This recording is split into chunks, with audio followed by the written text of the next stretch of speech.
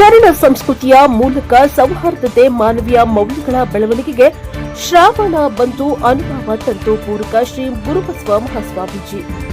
ಆಧುನಿಕತೆಯ ಭರಾಟೆಯಲ್ಲಿ ಗ್ರಾಮೀಣ ಪ್ರದೇಶಗಳಲ್ಲಿ ಸಂಪ್ರದಾಯ ಸಂಸ್ಕೃತಿ ಹಾಗೂ ಜೀವನ ಮೌಲ್ಯಗಳ ಆಚರಣೆಗಳು ಕ್ಷೀಣಿಸುತ್ತಿರುವ ಸಂದರ್ಭದಲ್ಲಿ ಜನರಲ್ಲಿ ಸಂಸ್ಕಾರ, ಸೌಹಾರ್ದತೆ, ಭಾವೈಕ್ಯತೆ ಹಾಗೂ ಮಾನವೀಯ ಮೌಲ್ಯಗಳನ್ನು ಬೆಳೆಸುವ ನಿಟ್ಟಿನಲ್ಲಿ ಶ್ರಾವಣ ಬಂತು ಅನುಭವ ತಂತು ಕಾರ್ಯಕ್ರಮಗಳು ಮಹತ್ವದ ಪಾತ್ರ ವಹಿಸುತ್ತವೆ ಎಂದು ಪಾಂಡವಟ್ಟಿ ಪಾನಾಮಠದ ಶ್ರೀ ಗುರುಬಸವ ಮಹಾಸ್ವಾಮೀಜಿ ಹೇಳಿದರು.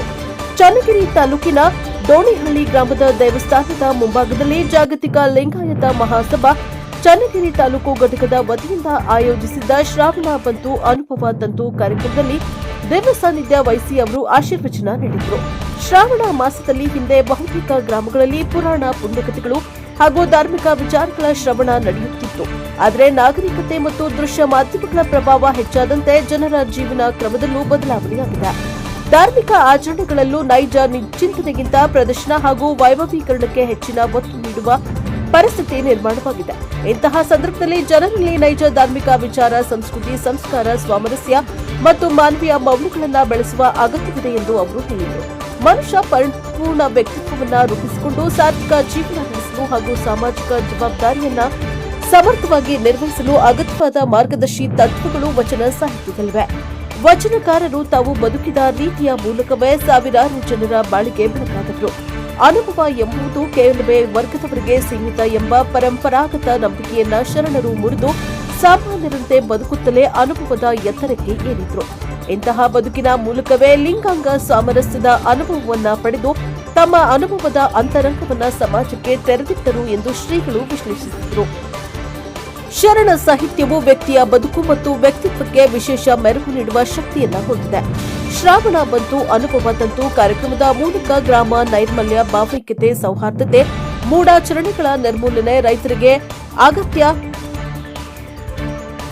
ಮಾಹಿತಿ, ಅಂತರ್ಜಲ ಹೆಚ್ಚಿಸುವುದು, ಮಕ್ಕಳಲ್ಲಿ ವಚನ ಸಾಹಿತ್ಯದ ಅರಿವು ಬೆಳೆಸುವುದು, ವೃದ್ಧಾಶ್ರಮಗಳ ಸಂಖ್ಯೆ ಕಡಿಮೆ ಮಾಡುವಂತಹ ಸಾಮಾಜಿಕ ಚಿಂತನೆಗಳನ್ನು ಮನೆ ಮನೆಗೂ ತಲುಪಿಸುವ ಕಾರ್ಯ ನಡೆಯುತ್ತಿರುವುದು ಶ್ಲಾಘನೀಯ ಎಂದು ಹೇಳಿದರು.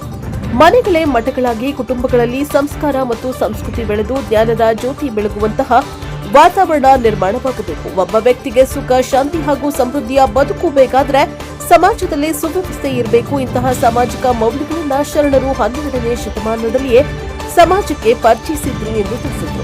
ಶರಣ ಸಂಸ್ಕೃತಿ, ಕುಟುಂಬ, ತಲ್ಲಣ ಎಂಬ 4 ಪದಗಳು ಶರಣ ಸಂಸ್ಕೃತಿಯ ಮಹತ್ವವನ್ನ ಮನಸ್ಸಿಗೆ ಕಟ್ಟಿಕೊಡುತ್ತವೆ. ಕಾಯಕ ಮತ್ತು ದಾಸೋಹ ಶರಣ ಸಂಸ್ಕೃತಿಯ ಹೆದ್ದಾರಿಯ ಪ್ರಮುಖ ಮೆಟ್ಟಿಲುಗಳಾಗಿವೆ. ಪ್ರತಿಯೊಬ್ಬರು ತಮ್ಮ ಜೀವನದಲ್ಲಿ ಕಾಯಕ ಮತ್ತು ದಾಸೋಹದ ತತ್ವಗಳನ್ನು ಅಳವಡಿಸಿಕೊಂಡ್ರೆ ಬದುಕು ಸಾರ್ಥಕವಾಗುವುದರ ಜೊತೆಗೆ ಭಗವಂತನಿಗೆ ಅರ್ಪಿತವಾದ ಜೀವನವಾಗುತ್ತದೆ ಎಂದು ಶ್ರೀ ಗುರುಬಸವ ಮಹಾಸ್ವಾಮೀಜಿ ಆಶೀರ್ವಚನ ನೀಡಿದರು.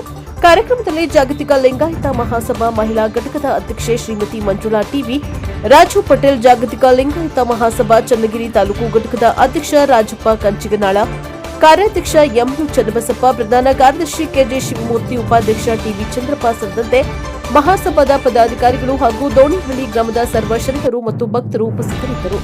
ಕಾರ್ಯಕ್ರಮದಲ್ಲಿ ಬಸವ ಇಂಟರ್ನ್ಯಾಷನಲ್ ಸ್ಕೂಲ್ ಚನ್ನಗಿರಿಯ ಶಿಕ್ಷಕ ಬಿಆರ್ ರವಿ ಅವರು ಉಪನ್ಯಾಸ ನೀಡಿದರು. ಶರಣ ಸಾಹಿತ್ಯ, ವಚನಗಳ ಆಶಯ ಹಾಗೂ ಶರಣ ಸಂಸ್ಕೃತಿಯ ಜೀವನ ಮೌಲ್ಯಗಳ ಕುರಿತು ಅವರು ವಿಚಾರ ಮಂಡಿಸಿದರು.